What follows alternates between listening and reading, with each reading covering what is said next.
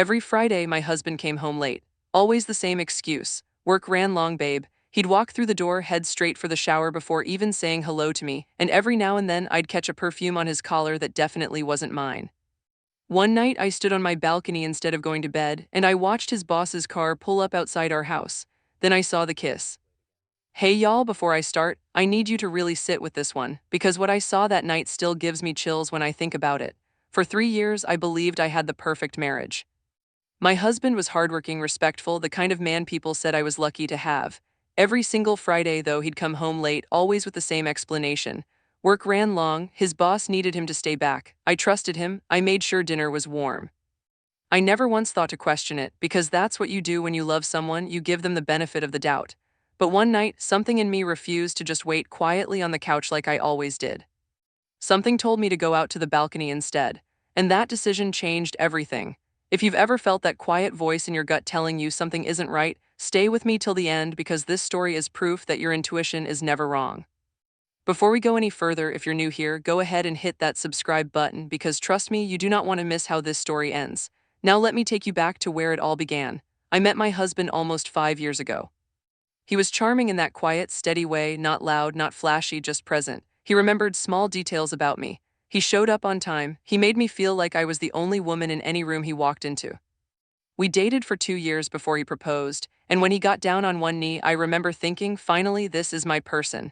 This is the one who's going to make all the waiting worth it. We got married in a small ceremony with just close family. It wasn't extravagant, but it was ours, and it was beautiful. For the first year of marriage, everything felt like a dream. He worked as a manager at a marketing firm downtown, a good job with good pay, and I worked from home doing freelance design work. We built a rhythm together, Sunday mornings with coffee on the porch, grocery shopping together on Saturdays. It was simple, but it was good. He talked about his job a lot, especially about his boss. She ran a tight ship, he said. Demanding, detail-oriented, the kind of woman who expected her team to stay late whenever a big client project was due. I never thought twice about it. That's corporate life, right? You stay late when deadlines are tight. I never imagined there was anything more to it, but here's the thing. Every single Friday, without fail, my husband came home late. Not just a little late, I'm talking 2, sometimes 3 hours past his usual time. And every Friday, the story was identical: big project, client deadline. His boss needed the whole team to stay back and finish things up. At first, I didn't think anything of it. I trusted him completely. I made sure there was a warm plate waiting for him when he walked in because that's what a supportive wife does. You don't interrogate your husband over something as normal as overtime. You just love him and let him decompress. But if I'm being honest with myself now, looking back, there were small things. Little details I noticed but brushed off because I didn't want to believe they meant anything. Like how he'd go straight for the shower the second he got home on Fridays, before he even said hello to me, before he even took his shoes off. Like how his phone, which used to just sit face up on the kitchen counter while we ate dinner, started disappearing into his pocket, even at home, even while he slept beside me. Like how sometimes when he hugged me after work, I'd catch a whiff of perfume, sweet, floral, expensive smelling. A perfume that definitely wasn't mine. I told myself it was just the office. Perfume gets on everybody's clothes when you work in a shared space, right? That's what I kept repeating to myself over and over like a prayer I needed to believe. For months, I convinced myself everything was fine, that I was imagining things. That I was turning into one of those insecure wives who overthinks every little detail and ends up creating problems that were never there to begin with. But deep down, in that place where women just know things before their minds catch up, a part of me understood that something wasn't adding up, and that part of me was about to be proven right.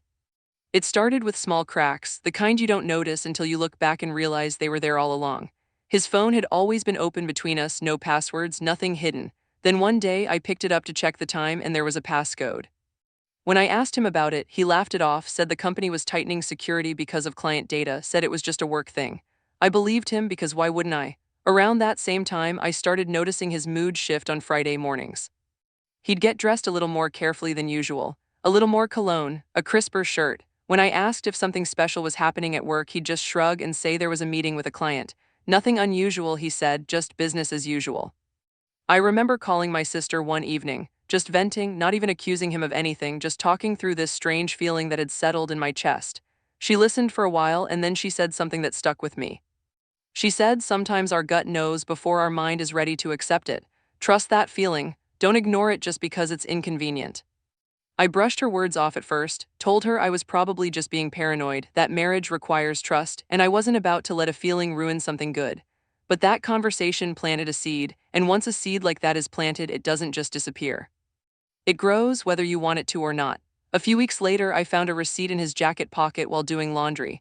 A dinner receipt from a restaurant downtown, expensive, the kind of place we hadn't been to together in over a year. 2 entrees. A bottle of wine, dated on a Friday, timed right in the middle of when he said he was working late. My hands were shaking when I found it. I sat on the edge of our bed for what felt like forever, just staring at this little slip of paper, trying to convince myself there was some innocent explanation. Maybe it was a client dinner. Maybe his boss took the whole team out and he just happened to grab the receipt for reimbursement. I wanted so badly to believe that. When I brought it up to him that night, gently, not accusing him, just asking, his face changed instantly. He got defensive, said I was going through his things, said I didn't trust him, said maybe our marriage had a bigger problem than a receipt if I was suspicious enough to search his pockets. He turned it around on me so fast that I actually apologized. I told him I was sorry for doubting him, sorry for making him feel accused. But that night, lying next to him in bed, staring at the ceiling while he slept peacefully beside me, I realized something. I wasn't sorry, I was scared. Scared of what I might find if I kept looking, but even more scared of what it meant about myself if I just kept looking away. I decided right then that I needed answers. Not accusations, not confrontations built on assumptions, just the truth, whatever it turned out to be. I told myself I owed that much to my marriage, and honestly, I owed it to myself too. The following Friday arrived like it always did. He got dressed with that same careful attention, kissed me on the cheek, told me not to wait up because it was going to be another long one. I nodded, smiled, told him to drive safe, but something in me had already decided that tonight would be different. After he left, I sat in our living room for what felt like hours, my mind racing through every possible scenario, every excuse I had accepted over the past several months. I thought about calling my sister, asking her what she thought I should do, but something told me this was mine to face alone, at least for tonight. Around 9 o'clock, restless and unable to sit still any longer, I walked out onto our balcony. Our house sat on a quiet street, and from the balcony I had a clear view of our driveway and the road leading up to it. I told myself I was just getting some air, that I wasn't actually waiting for anything, but deep down I knew exactly what I was doing. The night was cool, and the street was quiet except for the occasional car passing by. I stood there wrapped in a blanket, watching headlights sweep across the road, my heart pounding a little harder with each one that passed without stopping. An hour went by, then another. I told myself I'd give it until 11, and if nothing happened, I'd go inside and forget this whole thing, chalk it up to my own insecurity like he always said. Then, just before 11, a car turned onto our street and slowed down as it approached our house. My stomach dropped before my mind even fully processed what I was seeing. It was a car I recognized, sleek, dark, the kind of car that belonged to someone successful, someone in charge. I had seen it once before, months ago, parked outside his office building when I dropped by to surprise him with lunch. He had introduced the woman standing beside it as his boss. The car pulled into our driveway and came to a stop. For a moment, nothing happened, and I almost convinced myself this was completely normal, a boss dropping off an employee whose car was in the shop, nothing more. But then the passenger door opened and my husband stepped out. And instead of just closing the door and walking toward the house, he leaned back down toward the open window. I watched him say something, watched her laugh in response, watched the easy, familiar way they looked at each other. And then she reached up, placed her hand against his cheek, and he leaned in. The kiss wasn't quick. It wasn't an accident. It was slow, comfortable, the kind of kiss shared between two people who had done this many times before. I don't know how long I stood there on that balcony. Time felt like it had stopped completely. My whole body went cold, and yet somehow I couldn't move, couldn't look away, couldn't even fully breathe. Every excuse I had accepted over the past several months came rushing back to me at once, and I finally understood. The late nights, the showers before he even said hello, the perfume that wasn't mine, the passcode on his phone, the receipt for 2. It all made sense now, and somehow that clarity hurt more than the confusion ever had. The car pulled out of the driveway and my husband walked toward the front door, completely unaware that his wife had just watched everything unfold from above. I don't remember walking back inside. I don't remember sitting down, but by the time he opened the front door, I was sitting on our living room couch, the lights on, waiting for him. He froze the moment he saw my face. I think he knew immediately that something had shifted, that this wasn't going to be like the other times I had questioned him and backed down. I asked him calmly, more calmly than I felt, who dropped him off. He hesitated, and in that hesitation, I saw the truth before he even said a word. He tried the same excuses at first. She's just my boss, it's not what it looked like. But I told him exactly what I saw, every detail, the kiss, how long it lasted, how comfortable it looked.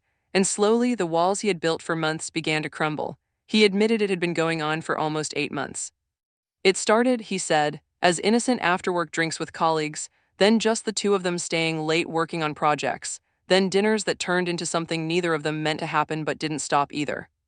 He said things at home had started to feel routine, and being around her made him feel appreciated in a way he had forgotten he needed. He said it wasn't about love, that he still loved me, that this was just something that happened. I sat there listening to him try to rationalize destroying our marriage in real time, and something inside me went eerily quiet. Not angry in the way I expected, just still, just done. I asked him one question. I asked him if he had ever, even once, thought about what this would do to me. He didn't have an answer. He just sat there staring at his hands, and for the first time since I'd known him, I saw him as a stranger. That night, I didn't scream. I didn't cry in front of him. I simply got up, walked to our bedroom, and packed a small bag. I told him I needed space, that I couldn't be in that house with him that night, and I left to stay with my sister. He didn't stop me. Maybe some part of him knew there was nothing left to say that could undo what he'd done. In the weeks that followed, everything came out. It wasn't just an affair born out of loneliness or a mistake made in a weak moment. It had become a pattern, a whole secret life running parallel to the one he shared with me. Weekend calls I thought were work emergencies. Trips I believed were mandatory training sessions. A version of him I never knew existed, living a double life every single Friday while I sat at home trusting him completely. I won't sit here and tell you the aftermath was easy, because it wasn't. There were nights I questioned my own judgment, wondering how I could have missed so much for so long. There were nights I blamed myself, asking what I could have done differently, what I lacked that made him look elsewhere. But over time, with a lot of reflection and a lot of support from people who loved me, I came to understand something important. His choices were never a reflection of my worth. They were a reflection of his character. I eventually made the decision to file for divorce. It wasn't easy and it wasn't quick, but it was necessary. I needed to rebuild a life rooted in truth, even if that truth was painful, rather than continue living inside a comfortable lie. Looking back now, I think about that night on the balcony often. I think about how close I came to going to bed instead of standing outside in the cold, waiting, watching. I think about how easy it would have been to keep ignoring the signs, to keep accepting the excuses, to keep telling myself I was just overthinking things. But that night taught me something I carry with me every single day now. Your intuition speaks in whispers long before the truth becomes undeniable. The perfume that wasn't mine, the showers before hello, the phone that suddenly needed a passcode.